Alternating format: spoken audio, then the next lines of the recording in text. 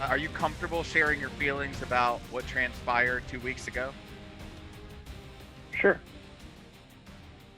All right. Well, I'm glad we covered your feelings on that. Here we are. It's a new day. Superb owl. Superb owl. Because we don't Yeah. use the other word here. Minutes away, Griffin. Minutes away. My arm hair Minutes. is standing straight up here. And we have found ourselves with what some would say are the two best teams in this year's NFL. Oof. I got the tick there from Griff when I said that. Do you disagree? I mean, they're the two teams that won their most recent game.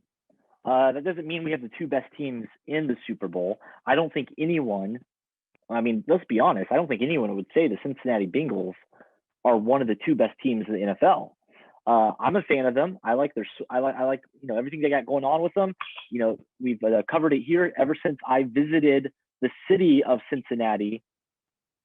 The football team that plays in Cincinnati, the Bengals, are undefeated in the playoffs.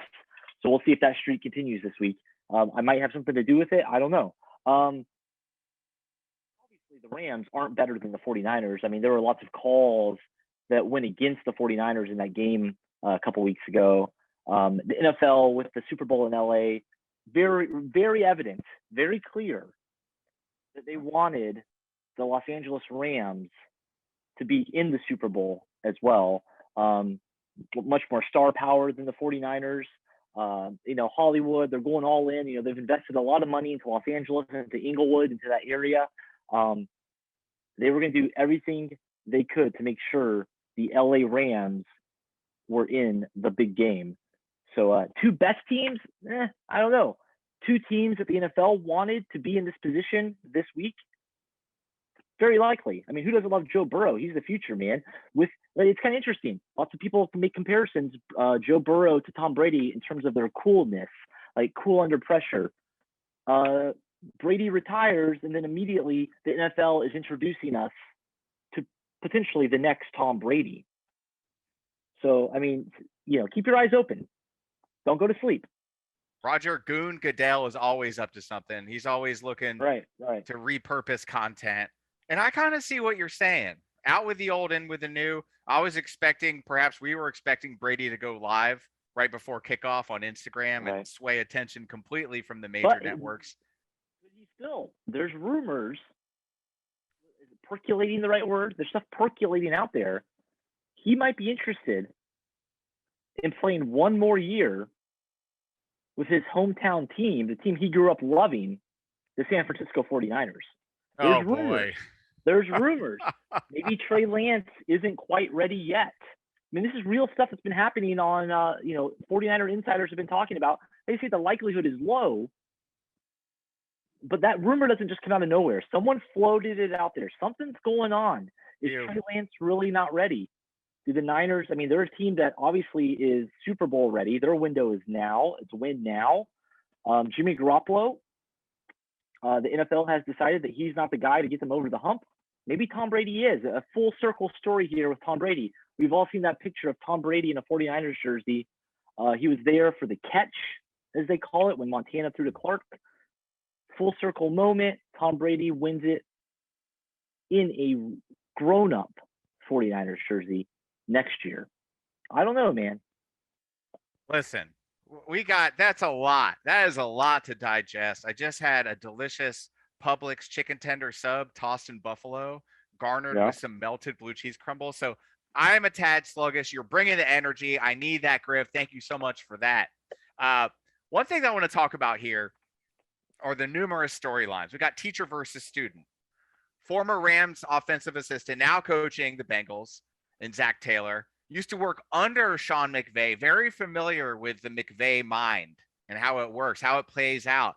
I think that gives one of the two best teams in this matchup here the advantage. I think Cincinnati has many advantages. First of all, they have the libido, the life force, the je ne sais quoi. What the French call, I don't know what.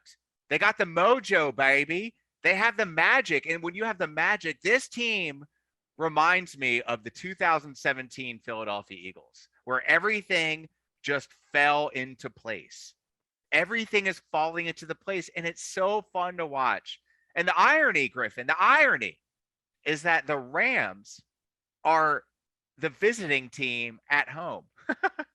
Yeah, that is interesting. I think you make a fair point with the coaching advantage potentially being on the Bengals side in this game. It's a big mug. We've seen multiple times now McVay kind of clamps up in big games. He honestly, let's be real, he did it 2 weeks ago in the Niners game, calling some strange timeouts, making some weird challenge calls that just were obvious that weren't going to go his way. He kind of puckers up a little in big game moments. We saw it the last time he was in the Super Bowl as well. And like you said, with Zach Taylor, I mean, I feel like he probably knows as much as McVay. He might not have like this mind phone calls. I think California. I think it's Tom Brady. If you drop in the news here on Wenz World, let's do it. Let's patch him in live. Patch him in. Where'd you go? I've lost you. Can you see me? Yes. It's really weird. You're tapping into some things, man. You're hitting deep state secrets here, Griffin. We're all in danger now. There we are. We're back. Hide the children, please. No, but bottom line, I think you're right with the Bengals potentially having a coaching advantage in this. I mean, the Bengals, here it is. All the pressure's on the Rams. They're playing in LA. They've gone all in to win this year. I mean, this is the year they're going for it. It's all on them. The Bengals are playing with house money at this point. I mean, the team is a bunch of rookies for the most part. Their future is bright. They're not expected to win this game. So, yeah, I think they're going to come out and play loose. And hopefully that is reflected in the final score. So, your prediction for the final score? Final score, I think we're going to see 37-33 Cincinnati Bengals win the Super Bowl. Like you said, it's their year, man. There's some magic going on. There's some mojo. There's something. It's like your Eagles team. It's like the Atlanta Braves in baseball this past year. The best team all year? I don't think so. But when the moment counts, they stepped up and got it done, and I think we're going to see the Bengals do that.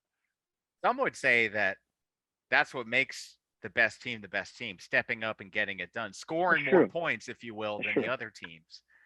But here's the thing that really has been eating at me, Griffin, and I want your take.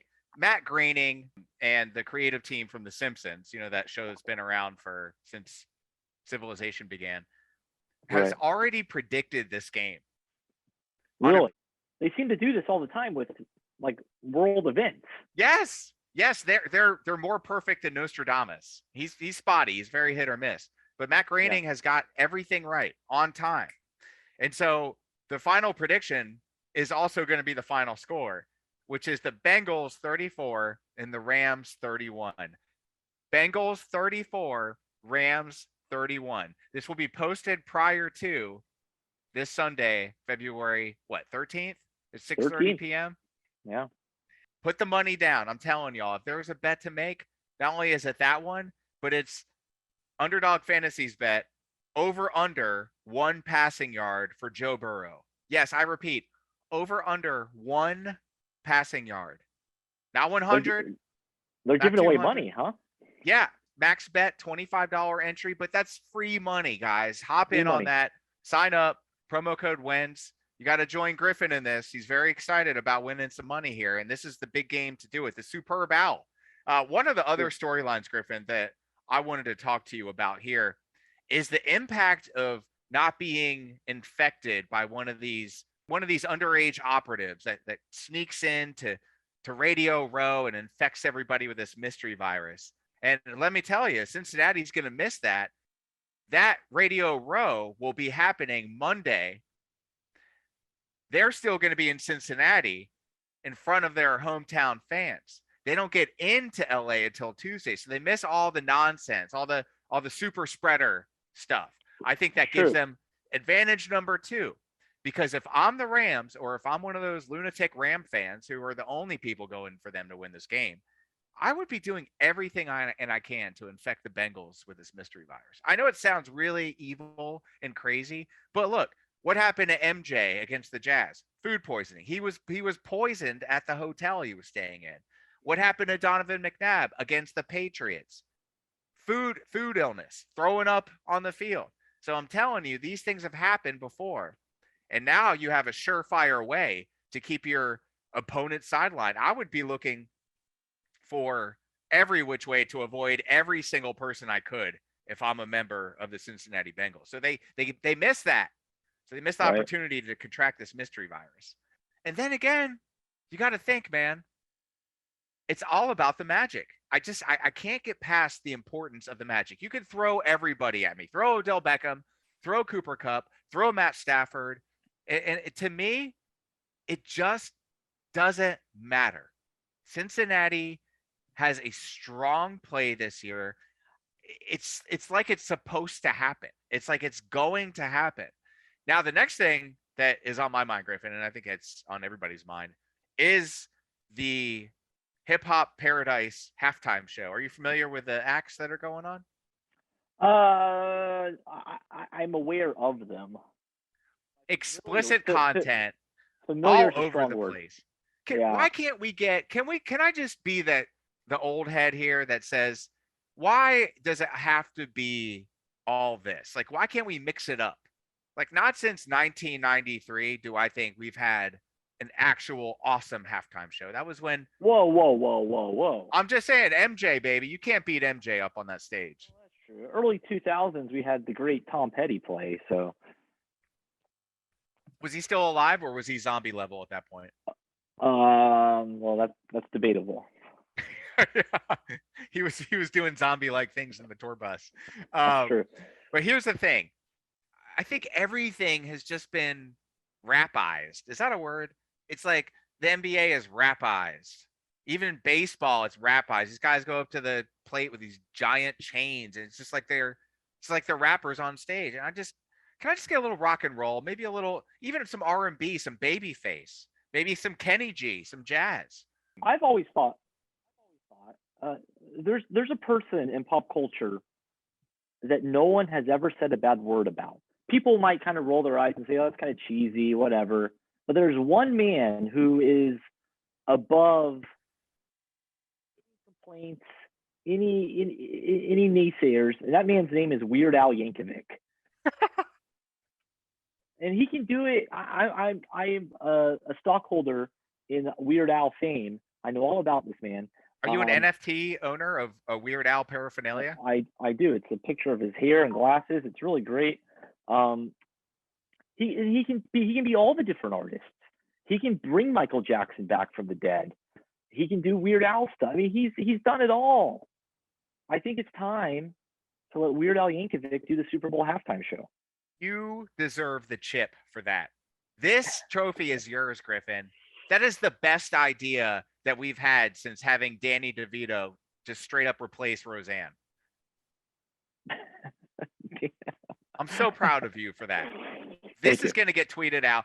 They could have saved so much money. And you're right. He's so lovable. Even if you think he's a cheeseball, I thought you were going to go with Lenny Kravitz on that, but you went with Weird Al. Strong choice. Yeah, I love the idea.